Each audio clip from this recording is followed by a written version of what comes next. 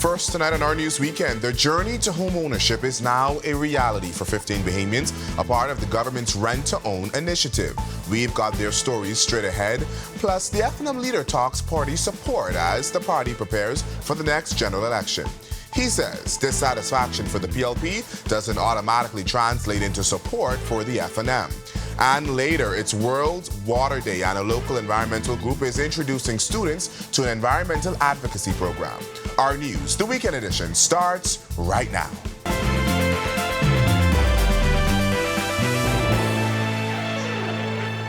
Welcome to Our News, the weekend edition. Thanks so much for joining us. I'm Berthany McDermott. 15 families receiving keys to their brand new homes Friday evening, this time in the Sir Lyndon Pindling Estate subdivision. It's the latest rent-to-own initiative by the Davis administration. Our Joshua Williams was at the opening ceremonies as these families now begin a new chapter.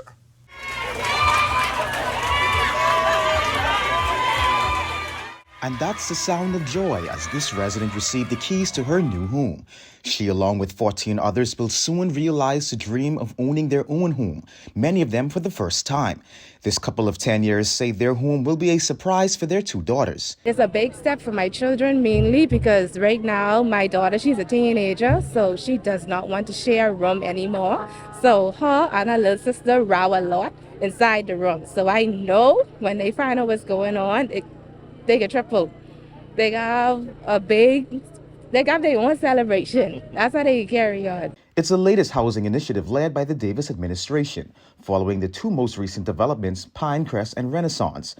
The homes built by Awak Homes are 3-bedroom, 2-bathroom homes with kitchen, dining, and living spaces. Prime Minister Philip Davis says he recognizes that in the wake of the pandemic, many Bahamians have struggled to own homes. We have been working hard behind the scenes to address it. We are expanding the housing stock across our country, and today we celebrate the latest success in that effort. My friends, nothing makes me happier than helping Bahamians become first home owners. Even as the cost of real estate rises throughout our nation, our government's policies have brought home ownership within the reach of many, many Bahamians. Housing Minister Keith Bell says renters will pay around $1,000 per month, adding that in today's rental climate, it's a great offer. Which is far less than rent that some of these persons were paying. There was one couple who was paying $2,200 a month in rent. And so I am satisfied and we are convinced that they would be able to meet their obligation on a monthly basis. And so again, the qualification simply is come in, make the application, we sit with you, we look at your financial situation, and then we are prepared to work with you. According to Bell, the initiative is also expected to expand to the Family Islands. Reporting for Our News, I'm Joshua Williams. Thanks, Joshua. Meanwhile, Housing Minister Keith Bell is pleading with commercial banks to show leniency to entrepreneurs seeking financing to start their journey to homeownership. Entrepreneurs have long complained of the hardship in securing financing for mortgages through traditional banks. Speaking on the sidelines of a key presentation for 15 homes Friday, Bell explained the difficulties applicants face who may not have traditional employment. I want to encourage the commercial banks, the clearing banks, to work more with the small business entrepreneurs. We are here to say encourage Bahamians to start their own business. But two of those couples that were there were turned down by the banks because they had small companies and one of the husbands was a construction worker. And so we were able to put them in the rent-to-own program. And they've been applying for a number of years. And so I want to encourage and inspire Bahamians, do not give up. The process may be a bit long, but help is on the way. Amid concerns that hundreds of Bahamas Union of Teachers members are in need of salary adjustments and back pay, Education Minister Glenna Santa Martin says the government remains committed to eliminating the issue.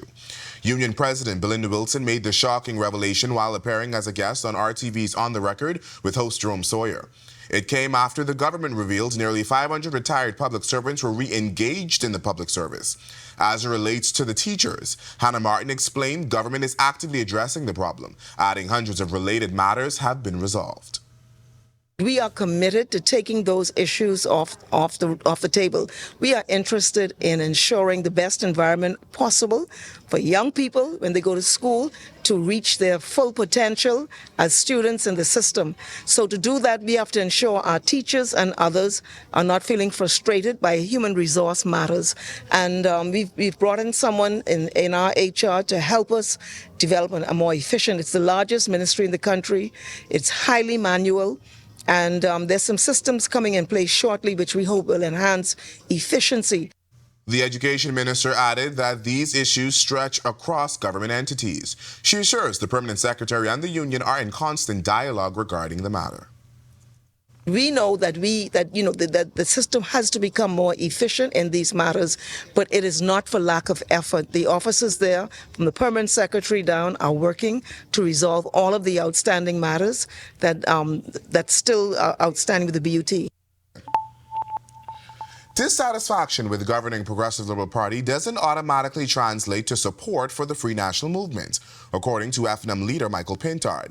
Pintard was in agreement with a sentiment expressed by Dame Janet Bostwick, who at an FNM event called for the party to unite against the PLP ahead of the next general election. Pintard, though, assures that the present leadership team of the FNM represents something different. Bahamians are tired of politics as usual, and there's a fair amount of Bahamians that have a problem with traditional politics, and so we represent, in my estimation, this new generation of persons who lead this party, and you will see a different face of the FNM come election time. We will function differently. The FNM has dealt with contentious internal issues recently, culminating in 2 leadership races. In both instances, Michael Pintard came out on top. Pintard telling us he isn't upset by Dame Janet's advice, but says the party welcomes it. Why would it upset me? It's a wonderful thing to continue to call for sistren and brethren to dwell together in unity. That's a wonderful thing, and we love Dame Bostwick, and we take her advice. And so, no, not at all. It doesn't upset me. Gambling addictions among young people in the Bahamas is becoming a growing concern, with experts warning of its connection to substance abuse, mental health issues, and even suicide. Medical professionals are pushing for urgent intervention as new data reveals the impact of gambling disorder on the country. Delvaro Emmanuel has the details in this report. Dr. Sean Knowles, Medical Director for the Bahamas Department of Corrections and the Royal Bahamas Defense Force, is sounding the alarm on the rising cases of gambling addictions, particularly among young people. He says the link between gambling, substance abuse, and mental health issues is stronger than many realize, and intervention is crucial. Gambling among school students is becoming a growing concern, with many young people engaging in betting activities at an alarming rate. Medical professionals warn that early exposure to gambling could lead to long-term addiction and other mental health issues. There's a huge number of persons under the age of 24 vaping, drinking alcohol, smoking marijuana. All right? And I make no mistakes for saying this. I would like to see the legal age for alcohol in this country be 24, where you have to produce an ID to show that you are 24, whether you go to a restaurant, whether you go to a bar, wherever you go to get vaping products, before you can purchase. Gambling addiction, often hidden in plain sight, has long been a silent struggle for many Bahamians, but now medical professionals are working to quantify its true impact. Dr. Knowles, who has worked extensively with substance abuse patients, emphasizing the strong connection between gambling disorders and substance use. When I was stationed at the detox unit at the Sandlands Rehabilitation Center, we estimated roughly there would have been 2 males for about maybe every 15 male that came in who was struggling with both a substance disorder as well as a gambling disorder as well. So I be honest with you, I think the number is much higher. A lot of people mask their gambling use, all right, and the disorder in particular, and for various reasons. The link between mental health challenges and suicide rates is also raising alarm, with the country already seeing 6 suicides just in 3 months. So if somebody is suicidal, they're talking about suicide, thinking about it, they go ahead, they drink, they smoke, they use cocaine, it impairs their judgment, and so that person is more likely to act on those suicidal thoughts if they're having them.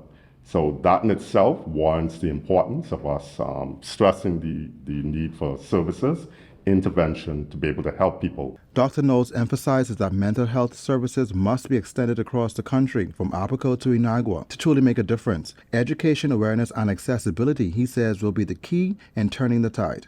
Reporting for Our News, I'm Delvado Emmanuel.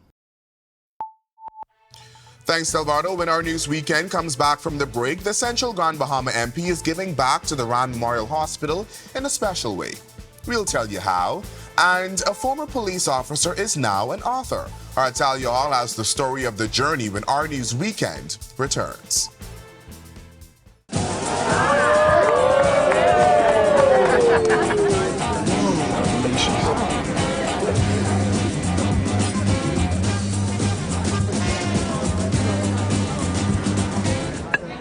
Diet-friendly special.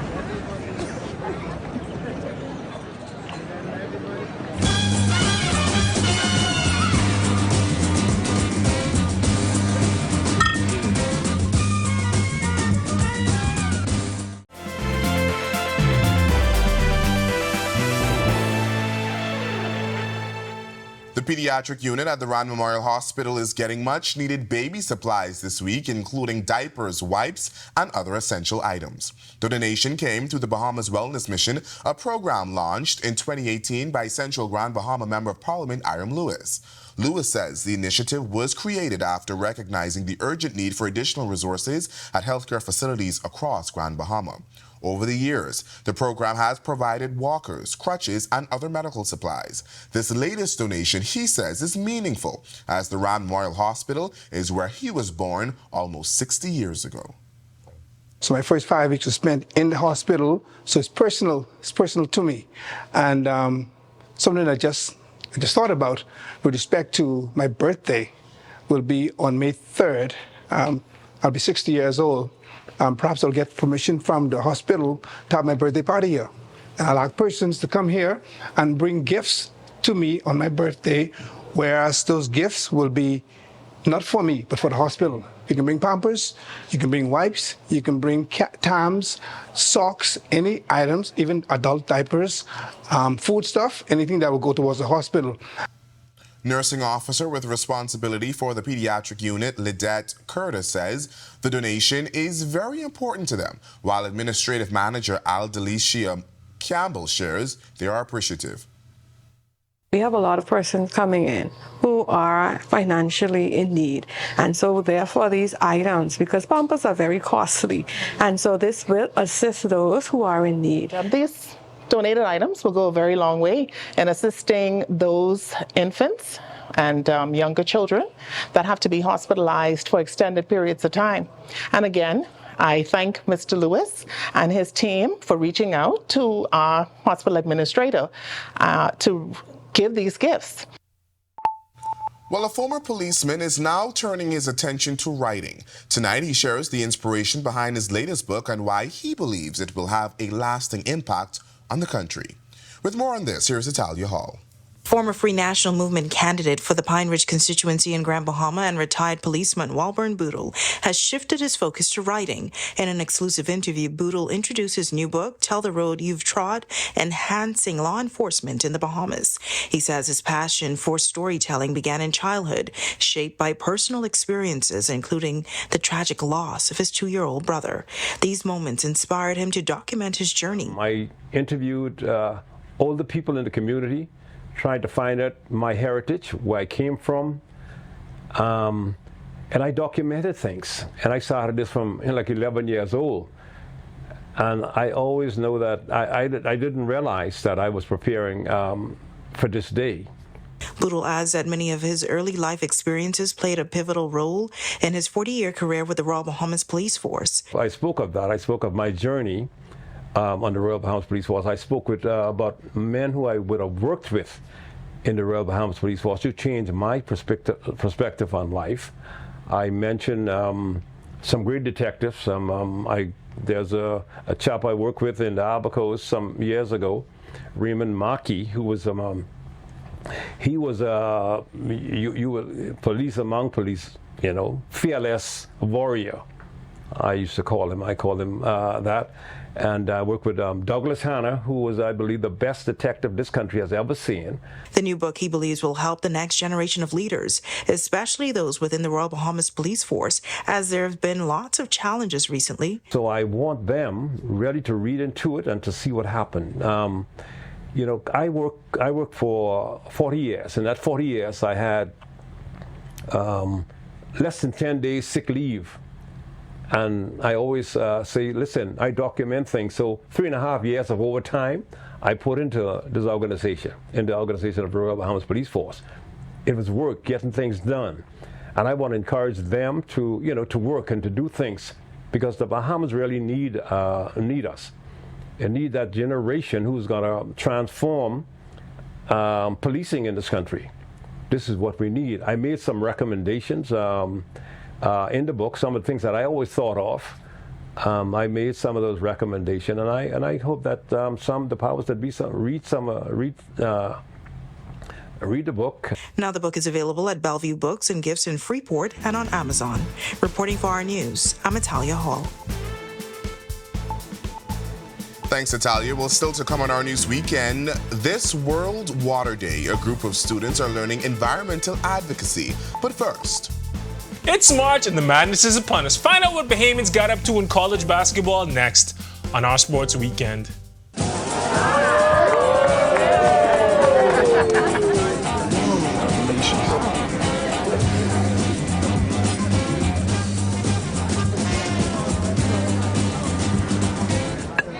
Diet-friendly special.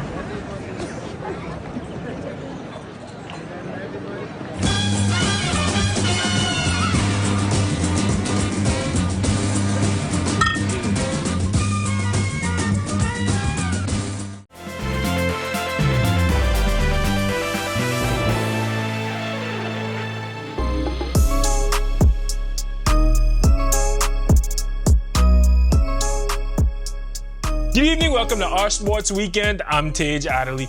We're in the thick of the NCAA postseason tournaments. Here's what our people got up to on the court. Coach Olette McPhee-McEwen and the 5-seeded University of Mississippi Rebels got a big win in the first round, blowing out Ball State 83-65. Star Jacobs played big with 18 points and 11 rebounds, and Kennedy, Todd Williams, and Madison Scott added 15 apiece. KT Dub also had 11 rebounds. They have number 4 Baylor in the next round. Coach O was thankful for the win. We came out with the intent to respect our opponent and play until the buzzer ended. I was really happy that I was able to almost play everybody on the roster. I thought that the seniors were locked in, and it showed on the court. So we're one of the 32 teams that will be moving on, and that means something to me, these players, and this program. And speaking of Baylor, super freshman VJ Edgecombe and the Bears got a win on the men's side in what's more than likely going to be his only NCAA tournament, beating Mississippi State 75-72. The Big 12 freshman of the year started the game off tentatively with 4 points in the first half, but he stepped up in the second, finishing with 14 points, including 2 clutch free throws to score Baylor's final 2 points. They play number 1 seeded Duke in the next round. They'll have their hands full. And Fred King and the Creighton Blue Jays are playing Auburn right now. Be sure to check our socials and newscasts for the latest updates. Now we'll hit the gridiron, where the flag football season is already on its second week. The Bahamas Flag Football League will begin its second week tomorrow afternoon. On the men's side, the Renegades will go against Team Red Dot, the Lions will play the Predators, and the Hornets will play the Avengers. And the women will hit the field as well, with the Avengers playing the Stingrays and the Hornets playing the Aces. The action starts at 1 p.m. at the field in front of the Thomas A. Robinson Stadium. Admission is $6 for adults and free for kids under 12. As a 2018 BYFL All-Star, I can tell you that it's a lot of fun out there, so go out and support. That's a wrap for sports this evening. For Our Sports Weekend, I'm Tej Adderley. Thanks, Tej. When we come back from the break, a group of Sierra Walker students take part in a new snorkel initiative at Goodman's Bay. We've got the details when Our News Weekend returns.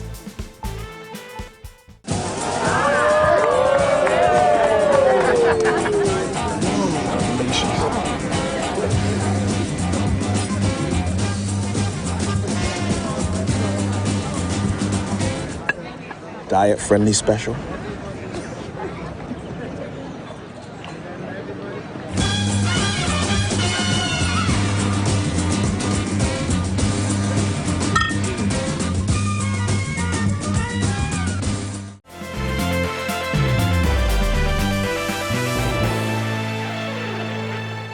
Welcome back to Our News Weekend. Clear skies outside the Our News studios this evening. Meteorologist Ian McKenzie is here with your weekend forecast. Ian. Thanks, Bethany, and good evening, Bahamas. Welcome to your Saturday evening forecast. Gorgeous day across the country again.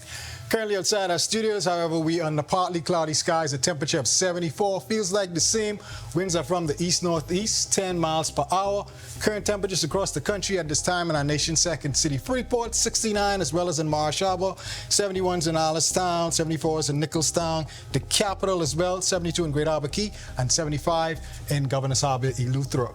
Central Bahamas, we have 76 in Camps Bay, a pair of 77s in Georgetown and in Deadman's Key, Long Island, 75 in Arthurstown, Kidd Island, 74 in Coburn Town, San Salvador.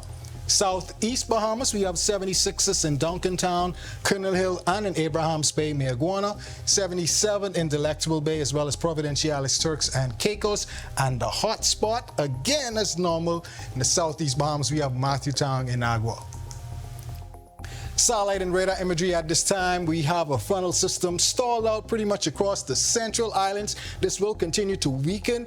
High pressure building in its wake. This will gradually persist to about Monday, Tuesday. In response to a cold front, and it should begin to slide to the east. We'll tell you all about that in our extended forecast. Boating forecast, improving conditions across all areas. Winds northeast, east 10 to 15, north seas 2 to 4, but up to 5 feet offshore. And those subsiding swells. Low tide at 8:19 p.m. tonight. High tide at 2:58 a.m. tomorrow morning. And here's a look now at your national forecast.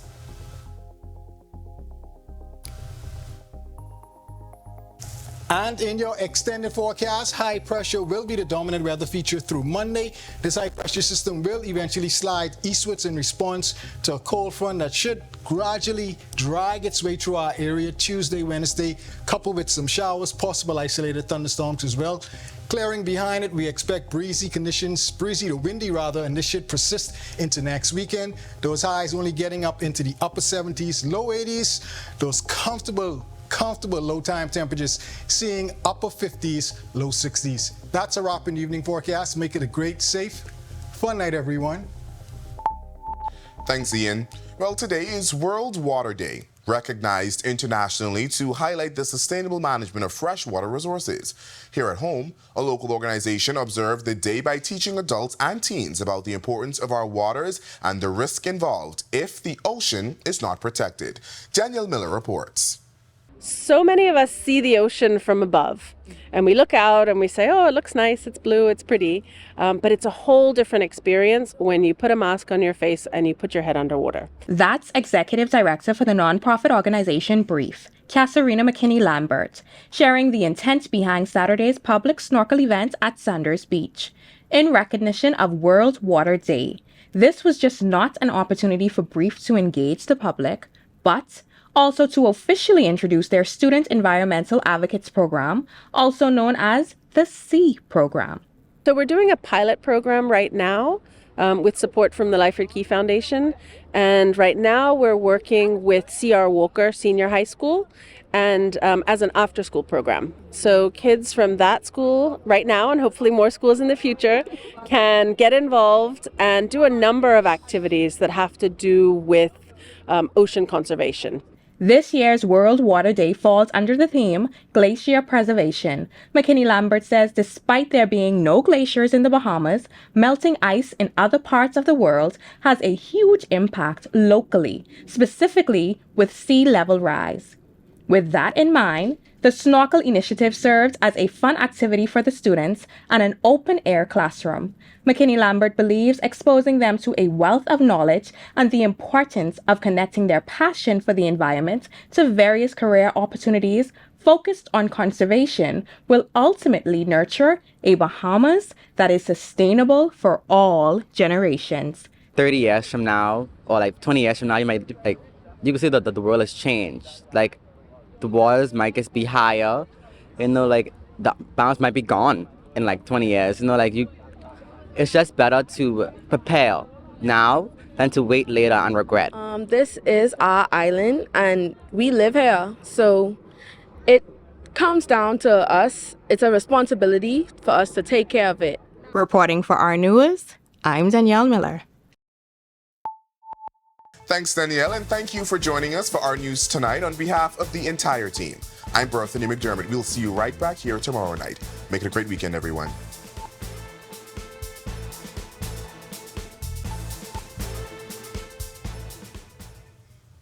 Danielle here. Thanks for watching. Be sure to hit that subscribe button. And if you want to see more great content, be sure to hit that notification button and follow the team you already trust.